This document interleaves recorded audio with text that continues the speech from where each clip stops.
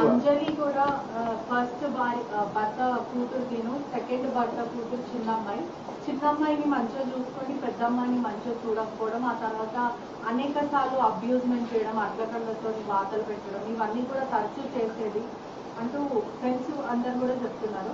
అదే కాక శివతో అమ్మాయి రిలేషన్షిప్ ఉన్నప్పుడు వాళ్ళ మదర్ ఫస్ట్ యాక్సెప్ట్ చేసింది, వీళ్ళు కూడా లివింగ్ రిలేషన్షిప్ లో ఇంట్లోనే ఉన్నారు, వాళ్ళ మదర్ కూడా పెళ్లికి ఒప్పుకుంది. ఆ తర్వాత శివాని డబ్బుల కోసం బ్లాక్మెయిల్ చేయాలనుకుంటుంది.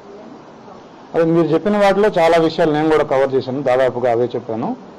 సో మీరు అన్నట్టుగా ఈ అమ్మాయి ఒక 3 సంవత్సరాల క్రితం 7th క్లాస్లో ఉన్నప్పుడు పోలీస్ స్టేషన్కి వచ్చి తల్లి మీదనే కంప్లైంట్ చేసి నేను ఉండను ఈ విడతోటి అని చెప్పేసి హోమ్లో ఉన్న మాట కూడా వాస్తవం, అది కూడా జరిగింది.